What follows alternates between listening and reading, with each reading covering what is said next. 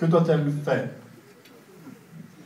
Oui, mes chers amis de Viona, du district de Montet, du Chablais et d'ailleurs, si on pose la question du côté de l'économie, je crois que c'est toujours important, comme dans tous les domaines, de reposer d'abord les valeurs et puis les lignes qu'on veut défendre. Je crois que le PDC a toujours répété que l'économie était au service de l'être humain et que, contrairement à d'autres partis, eh bien, l'économie n'était pas un but en soi ou, au contraire, n'était pas non plus la vache à lait uniquement du système social. Je crois que c'est quelque chose de très important à répéter, surtout dans une région aussi qui a un long passé, une longue histoire industrielle comme le Chablais valaisan et en particulier le district de Montet. Et je crois que là, notre district et notre région ont fortement profité de ce développement industriel, de ce développement économique, ce qui a permis d'avoir une situation économique et sociale peut-être plus facile et peut-être d'avoir moins besoin de se battre que dans d'autres régions de notre canton ou dans certains fonds de vallée. Et je crois que ça se ressent aussi dans la mentalité des Chablaisiennes et des Chablaisiens.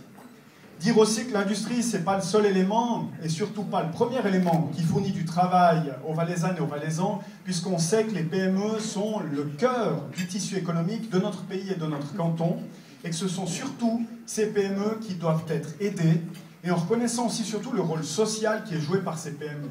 Et moi, je veux profiter de l'occasion qui m'est donnée ce soir de parler de ce thème pour remercier les patronnes et les patrons d'entreprise dans tous les domaines. Je crois qu'on a entendu tout à l'heure Malvin qui parlait d'agriculture et de tourisme. Bien, les agriculteurs ou les gens qui travaillent dans le tourisme, ce sont aussi des patrons de PME.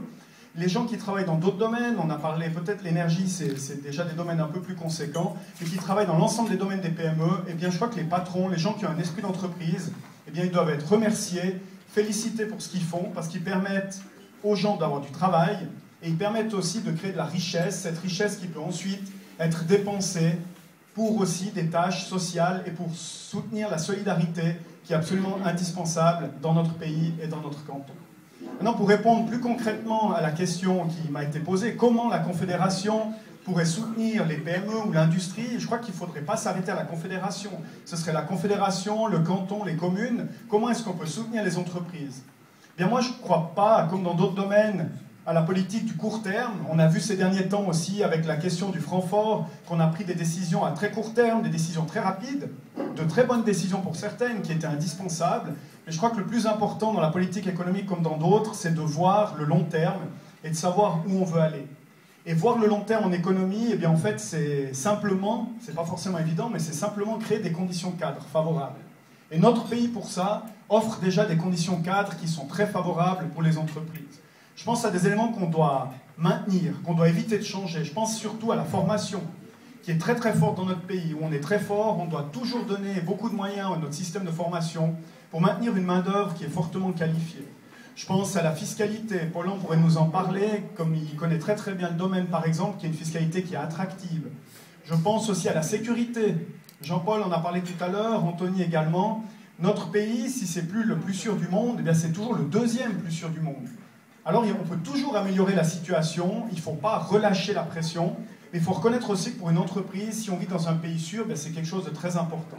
Et puis aussi un élément qui nous tient à cœur, comme PDC, comme parti du centre, c'est la stabilité politique. La stabilité politique qui dit qu'on ne veut pas basculer dans les extrêmes et qu'on veut trouver de vraies solutions, plutôt que de lancer des idées qui sont souvent vides, qui n'ont pas de conséquences, si ce n'est d'augmenter le pourcentage électoral de certains partis. Il y a aussi des choses qu'on pourrait améliorer, mais qui sont quand même pas si mal. On parle souvent de la bureaucratie. La bureaucratie, c'est vrai, on aimerait bien qu'on ait peut-être moins de fonctionnaires qui passent trouver les entreprises, mais si vous comparez à d'autres pays, eh bien on a toujours beaucoup de chance. Il y a aussi les coûts de production. On sait que chez nous, on parlait tout à l'heure d'énergie, eh bien pour l'instant on a encore de la chance par rapport au coût de l'énergie, et c'est des éléments sur lesquels on doit travailler, on doit éviter que ces coûts de production n'explosent. Et puis il y a des choses auxquelles je pense, par exemple dans notre région, qui doivent être améliorées, sur lesquelles on doit investir. Je pense surtout à toute la question de l'infrastructure. On doit mettre des moyens dans toute la question notamment de la mobilité. On sait qu'on a de plus en plus de problèmes à se déplacer pour les loisirs, pour le travail, par le rail, par la route. Et là, on doit mettre des moyens, sinon l'économie va également en pâtir. Donc voilà, à mon avis, les éléments importants pour l'économie, ce n'est pas des éléments à court terme, c'est surtout d'avoir une politique à long terme et de créer des conditions cadres favorables pour que les personnes qui ont encore cet esprit d'entreprise puissent continuer à donner du travail à des pères et des mères de famille et également à pouvoir aussi payer des impôts et permettre à l'État d'agir. Bon, avant de terminer, je suis obligé quand même, comme on est un petit peu chez nous quand même, de parler du Chablais, et puis de rappeler aussi, bien sûr c'est pas à vous que je devrais rappeler, c'est toujours la même chose, dans les assemblées on parle toujours à des gens qui sont convaincus, qui sont engagés, mais à vous remercier d'ores et déjà de l'action que vous allez entreprendre, de l'énergie que vous mettrez à aller toucher les gens. Je crois que les Chablaisiens, souvent on est un petit peu timides, c'est dans tout le canton, mais chez nous un peu plus. Je crois qu'on doit oser maintenant aller toucher nos voisines, nos voisins, retrouver cet esprit militant. Il n'y a que Christophe, je crois, dont je n'avais pas parlé tout à l'heure, comme il parlait de la femme en politique, eh bien... Non, je crois que ça, on doit vraiment oser aller au contact, faire de la publicité